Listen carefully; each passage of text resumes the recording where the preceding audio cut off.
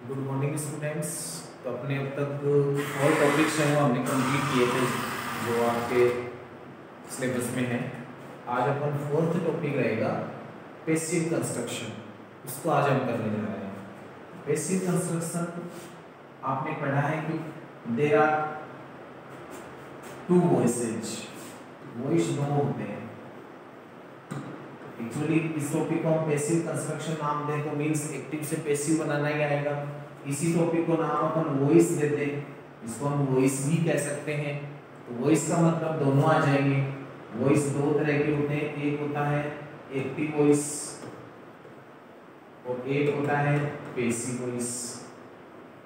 अब जब आपको दिया गया सेंटेंस एक्टिव वॉइस का है तो उसको पैसिव वॉइस में बदलवा ले, पैसिव वॉइस का देख के उसको किस में बदलवा ले, एक्टिव वॉइस में। लेकिन आपके जो सिलेबस में है वो तो केवल एक्टिव से पैसिव बनाना ही है। हालांकि कंपटीशन एग्जाम में तो पैसिव से एक्टिव बनाना भी आता है, लेकिन आपके तो सिलेबस में एक्टिव से पैसिव वॉइस बनाना ही आता है। इसलिए अपने टॉपिक का नाम क्या रख दिया, पैसिव कंस्ट्रक्शन।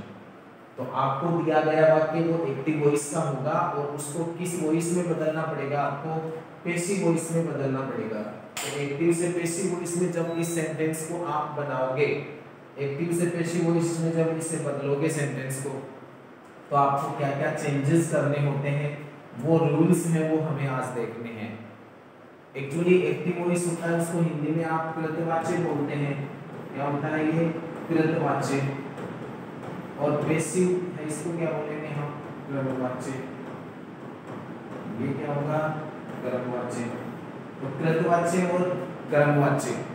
कृतवाच्य मतलब जिसमें सारा स्ट्रेस है वो किस पे रहता है, कर्ता के सब्जेक्ट पे, और जिसमें ऑब्जेक्ट पे रहता है वो क्या होता है, कर्मवाच्य होता है।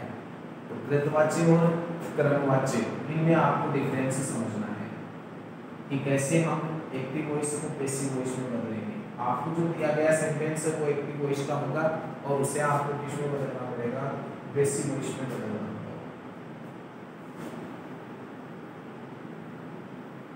अब पैसिव कंस्ट्रक्शन में क्या होगा देखिए, दिए गए एक्टिव वॉइस के वाक्य को पैसिव वॉइस में बदलने के लिए हमें अग्रलिखित नियमों को फॉलो करना होगा। तो जब आपको वॉइस एक्टिव वॉइस का सेंटेंस दिया हुआ हो और उसको जब पैसिव वॉइस में चेंज करवाए तो सबसे पहला जो रूल होगा, सबसे पहला जो नियम होगा वो क्या होगा, रूल फर्स्ट, कि सेंटेंस में दिए गए ऑब्जेक्ट को सब्जेक्ट बनाएंगे।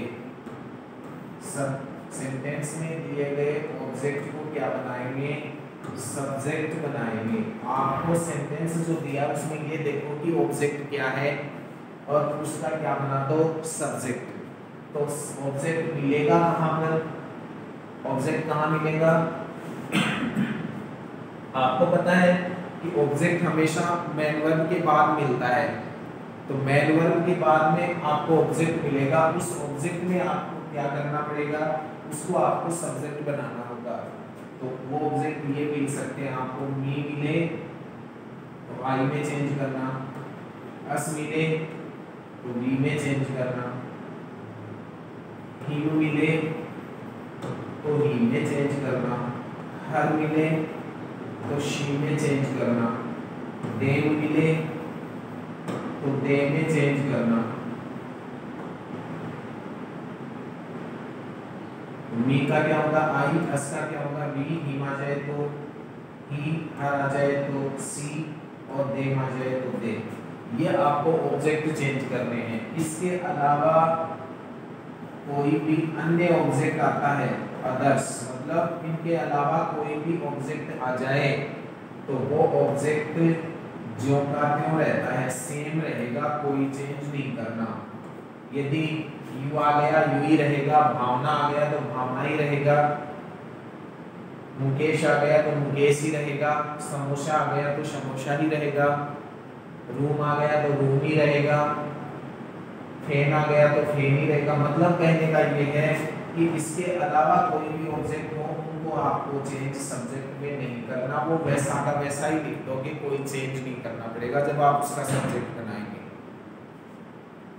तो क्या हुआ फर्स्ट रूल, मी, अस, हिम, हर, देम ये आते हैं तो बदल देना। इसके अलावा कुछ भी आता है तो आपको कोई चेंज नहीं करना, वैसा का वैसा उस ऑब्जेक्ट को उठा लेना और उसका सब्जेक्ट के रूप में उसे लिख देना।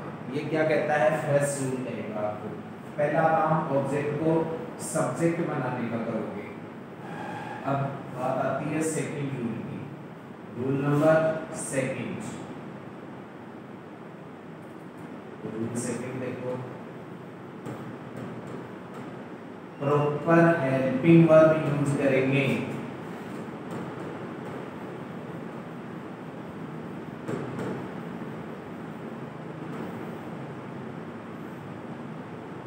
Proper helping verb, rule second क्या कहता है कि प्रॉपर हेल्पिंग वर्ब लगाओ, उचित सहायक क्रिया लगाओ, प्रॉपर हेल्पिंग वर्ब का यूज करो।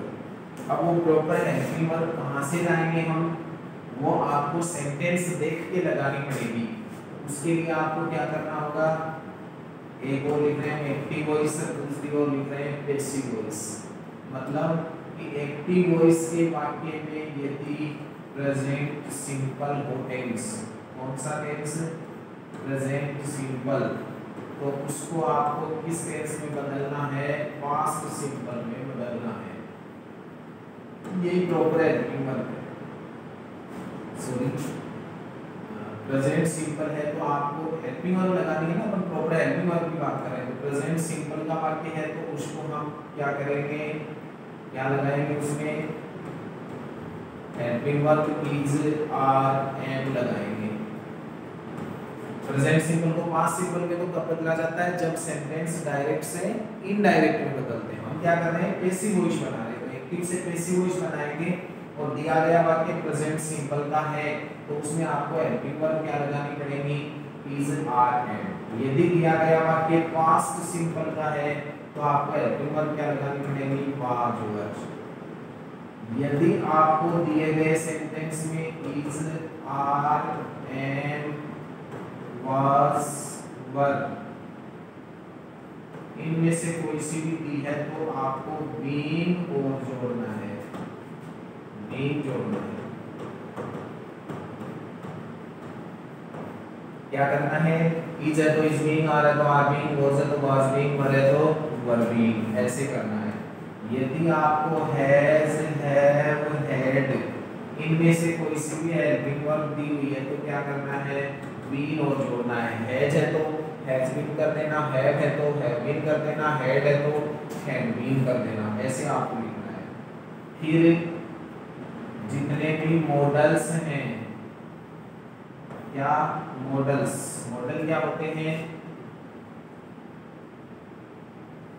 मॉडल होते हैं can, could, may, might, shall, should, ये जो होते हैं ये सारे क्या हैं, मॉडल्स हैं।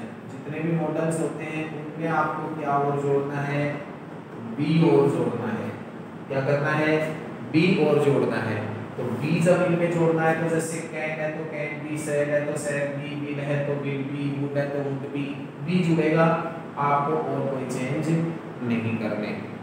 तो इस तरीके से आपको टेंस, ये जो उचित है हेल्पिंग वर्ब की जहाँ बात करें तो ये उचित है हेल्पिंग वर्ब ऐसे लगाने हैं, समझ जाओगे इन हेल्पिंग वर्ब से। फिर जब आपने हेल्पिंग वर्ब लगा दी, आपने ऑब्जेक्ट को सब्जेक्ट बना दिया, आपने हेल्पिंग वर्ब सही लगा दी, तो आपको फिर थर्ड रूल है वो क्या फॉलो करना पड़ेगा, वर्ब की थर्ड फॉर्म लगाओ। मेन वर्ब की कौन सी फॉर्म लगाओ, थर्ड फॉर्म। मुख्य क्रिया की थर्ड फॉर्म यूज करनी है, वो देख लेना सेंटेंस में जो भी दी है, फर्स्ट दी है तो थर्ड बनानी है, सेकंड दी है तो उसकी थर्ड बनानी है, थर्ड है तो थर्ड ही रखनी है, वो आप देख लेना। फिर रूल नंबर 4, रूल नंबर 4 क्या होगा, वाई के साथ में आपको सब्जेक्ट को क्या बनाना होगा, सब्जेक्ट को ऑब्जेक्ट बनाना पड़ेगा। वाई लगाओ और सब्जेक्ट का क्या बना दो, ऑब्जेक्ट बना दो। ऑब्जेक्ट को सब्जेक्ट बनाया था सबसे पहले, अब क्या करना है, वाई के साथ सब्जेक्ट जो दिया है उसको क्या बना दो, ऑब्जेक्ट। सब्जेक्ट को ऑब्जेक्ट बनाने के नियम भी वही रहेंगे जो आपने ऑब्जेक्ट को सब्जेक्ट बनाने में किए हैं। जैसे आई है तो मी कर दो, वी है तो अश कर दो, दे है तो देम कर दो, सी है तो हर कर दो, और ही है तो हिम कर दो, और उसके अलावा कोई भी है तो वो वैसा का वैसा ही सब्जेक्ट का ऑब्जेक्ट बन जाएगा। तो जैसा उसने किया था सेम वही रूल इसमें भी लागू होगा। ये 4 रूल्स ऐसे हैं। क्या फर्स्ट रूल क्या था, दोबारा देखना, ये 4 नियम यदि आ गए तो आपको साधारणतया पैसिव बनाना आ जाएगा। फर्स्ट रूल, ऑब्जेक्ट को क्या बनाएं, सब्जेक्ट। सेकंड रूल, आपको प्रॉपर हेल्पिंग वर्ब लगानी है। हेल्पिंग वर्ब कैसे लगाएंगे, वो रूल आपके पास था। थर्ड नियम था मेन वर्ब की क्या लगाएंगे, थर्ड फॉर्म। और फिर बाई के साथ सब्जेक्ट को क्या बनाएंगे, हम ऑब्जेक्ट बनाएंगे। इस तरीके से आपको इस पैसिव का पूरा काम करना है। बाकी इसके एग्जांपल्स से हम कल शुरुआत करेंगे, और जो इसके रूल्स हैं इंपॉर्टेंट वो हम कल करेंगे। Thanks, have a nice day.